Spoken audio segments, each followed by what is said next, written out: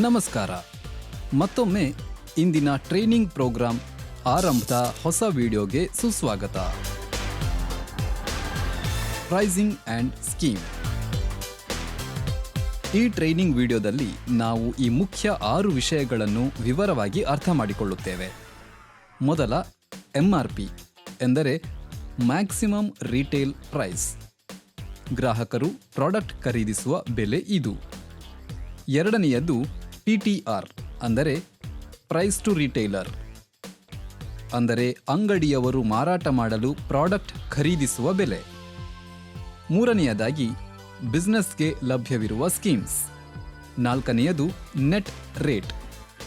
ಐದನೆಯದಾಗಿ net retailer margin ಎಂದರೆ ರಿಟೇಲರ್ನ ಒಟ್ಟು ಲಾಭ.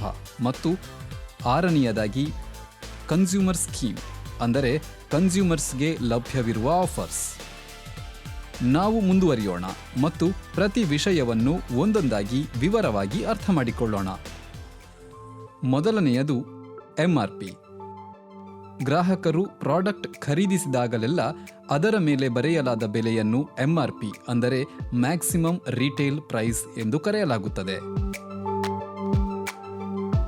ಅಂಗಡಿಯವರು ಕಸ್ಟಮರ್ಸ್ಗೆ ಸರಕುಗಳನ್ನು ಮಾರಾಟ ಮಾಡುವ ಪ್ರೈಸ್ ಇದು. ಈಗ ಇದು PTR ಸಮಯ. ಇದು DS ನಿಂದ ಪ್ರಾಡಕ್ಟ್ ಅನ್ನು ಅಂಗಡಿಯವರಿಗೆ ಮಾರಾಟ ಮಾಡುವ ಸ್ಥಿರ ರೇಟ್ ಆಗಿದೆ. ಇನ್ನೊಂದು ರೀತಿಯಲ್ಲಿ ಹೇಳುವುದಾದರೆ ಈ ರೇಟ್ ಅಂಗಡಿಯವರ ಖರೀದಿ ರೇಟ್ ಆಗಿದೆ.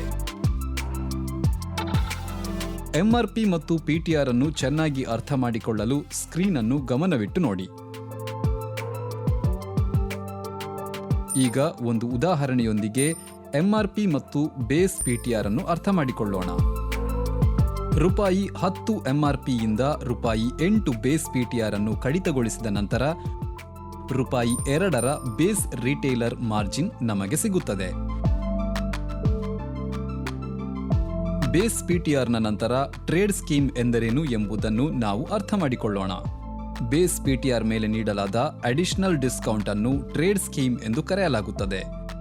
ಇಲ್ಲಿ ಬೇಸ್ PTR ರೂಪಾಯಿ 8 ಮತ್ತು ಟ್ರೇಡ್ ಸ್ಕೀಮ್ ರೂಪಾಯಿ 1 ಆಗಿದೆ. ನೆಟ್ ರೇಟ್ ಎಂದರೇನು ಎಂಬುದನ್ನು ಈಗ ನಾವು ಅರ್ಥ ಮಾಡಿಕೊಳ್ಳೋಣ.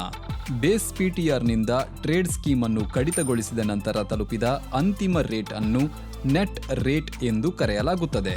ಸ್ಕ್ರೀನ್ ಅನ್ನು ಗಮನವಿಟ್ಟು ನೋಡಿ. ರೂಪಾಯಿ 10 MRP ಯಿಂದ ರೂಪಾಯಿ 8 ಅನ್ನು ಮತ್ತು ರೂಪಾಯಿ 1 ಟ್ರೇಡ್ ಸ್ಕೀಮ್ನಿಂದ ಕಡಿತಗೊಳಿಸಿದ ನಂತರ ನೆಟ್ ರೇಟ್ ರೂಪಾಯಿ 7 ಇರುತ್ತದೆ. ಈಗ ನೆಟ್ ರಿಟೇಲರ್ ಮಾರ್ಜಿನ್ ಅನ್ನು ಅರ್ಥ ಮಾಡಿಕೊಳ್ಳೋಣ. ನೆಟ್ ರಿಟೇಲರ್ ಮಾರ್ಜಿನ್ ಎಂದರೆ ಅಂಗಡಿಯವರ ಒಟ್ಟು ಪ್ರಾಫಿಟ್. MRP ಯಿಂದ ನೆಟ್ ರೇಟ್ ಅನ್ನು ಕಡಿತಗೊಳಿಸುವ ಮೂಲಕ ಅಂಗಡಿಯವರ ನೆಟ್ ಪ್ರಾಫಿಟ್ ಅನ್ನು ಲೆಕ್ಕ ಹಾಕಲಾಗುತ್ತದೆ. ಇದನ್ನು ನೆಟ್ ರಿಟೇಲರ್ ಮಾರ್ಜಿನ್ ಎಂದು ಕರೆಯಲಾಗುತ್ತದೆ. ಈಗ 5 ಪ್ರೈಸಿಂಗ್ ಟರ್ಮ್ಸ್ ಅನ್ನು ವಿವರವಾಗಿ ಅರ್ಥ ಮಾಡಿಕೊಂಡ ನಂತರ ಅವುಗಳನ್ನು ಹೇಗೆ ಲೆಕ್ಕ ಹಾಕಲಾಗುತ್ತದೆ ಎಂಬುದನ್ನು ನೋಡೋಣ. ಒಂದು ಪ್ರಾಡಕ್ಟ್ನ MRP 100 ರೂಪಾಯಿಗಳಾಗಿವೆ ಮತ್ತು ಬೇಸ್ PTR 90 ರೂಪಾಯಿಗಳು. ಆದ್ದರಿಂದ 90 ರೂಪಾಯಿಗಳ ಬೇಸ್ PTRನಿಂದ 100 ರೂಪಾಯಿ MRPಯನ್ನು ಕಡಿತಗೊಳಿಸಿದ ನಂತರ ನಮಗೆ 10 ರೂಪಾಯಿಗಳ ಬೇಸ್ ರಿಟೇಲರ್ ಮಾರ್ಜಿನ್ ಸಿಗುತ್ತದೆ.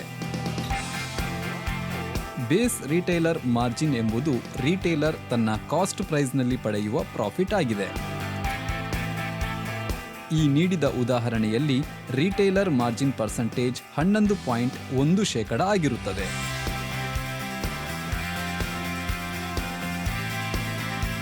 ಇದರ ನಂತರ ಬೇಸ್ PTRನ ಮೇಲೆ ನೀಡಲಾದ ಅಡಿಷನಲ್ ಡಿಸ್ಕೌಂಟ್ ಅನ್ನು ಟ್ರೇಡ್ ಸ್ಕೀಮ್ ಎಂದು ಕರೆಯಲಾಗುತ್ತದೆ. ಇದು 5% ಆಗಿದ್ದರೆ ಟ್ರೇಡ್ ಸ್ಕೀಮ್ 4 ರೂಪಾಯಿ 50 ಪೈಸೆ ಆಗಿರುತ್ತದೆ. ನೆಟ್ ರೇಟ್ ಅನ್ನು ಹೇಗೆ ಲೆಕ್ಕ ಹಾಕಲಾಗುತ್ತದೆ ಎಂಬುದನ್ನು ಈಗ ನಾವು ಅರ್ಥ ಮಾಡಿಕೊಳ್ಳೋಣ.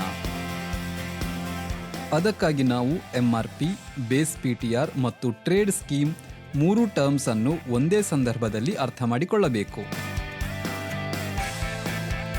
ಈ ಉದಾಹರಣೆಯಲ್ಲಿ ಎಂಆರ್ಪಿಯಿಂದ ₹90 ಬೇಸ್ ಪಿಟಿಆರ್ ಮತ್ತು ₹4.50 ಟ್ರೇಡ್ ಸ್ಕೀಮ್ ಅನ್ನು ಕಡಿತಗೊಳಿಸುವ ಮೂಲಕ ನಾವು ನೆಟ್ ರೇಟ್ ಅನ್ನು ಅಂದರೆ ₹85.50 ಪಡೆಯುತ್ತೇವೆ. ಇದು ಅಂಗಡಿಯವರ ವೆಚ್ಚವಾಗಿದೆ. ಇದರ ಪ್ರಕಾರ ಎಂಆರ್ಪಿ ₹100ರಿಂದ ₹85.50 ನೆಟ್ ರೇಟ್ ಅನ್ನು ಇಳಿಸಿದರೆ ನೆಟ್ ರಿಟೇಲರ್ ಮಾರ್ಜಿನ್ ₹14.50 ಆಗಿರುತ್ತದೆ.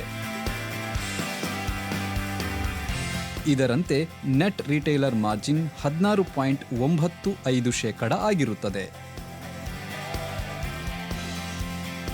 ಈಗ ಎಲ್ಲ ಪ್ರೈಸಿಂಗ್ ಸ್ಟ್ರಕ್ಚರ್ಸ್ ಅನ್ನು ವಿವರವಾಗಿ ಅರ್ಥ ಮಾಡಿಕೊಂಡ ನಂತರ ಯಾವುದೇ ಪ್ರಾಡಕ್ಟ್, ಎಂಆರ್ಪಿ, ಬೇಸ್ ಪಿಟಿಆರ್ ಮತ್ತು ಟ್ರೇಡ್ ಸ್ಕೀಮ್ ಬಗ್ಗೆ ನಿಮಗೆ ತಿಳಿದಿದ್ದರೆ ನೀವು ನೆಟ್ ರೇಟ್ ಮತ್ತು ನೆಟ್ ರಿಟೇಲರ್ ಮಾರ್ಜಿನ್ ಅನ್ನು ಸುಲಭವಾಗಿ ಲೆಕ್ಕಾಚಾರ ಮಾಡಲು ಸಾಧ್ಯವಾಗುತ್ತದೆ.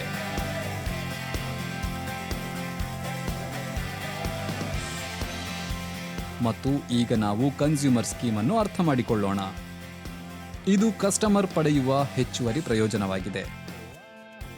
ಸಾಮಾನ್ಯವಾಗಿ ಈ ಸ್ಕೀಮ್ ಬಗ್ಗೆ ಮಾಹಿತಿಯ ಪ್ಯಾಕ್ನಲ್ಲಿ ಲಭ್ಯವಿದೆ.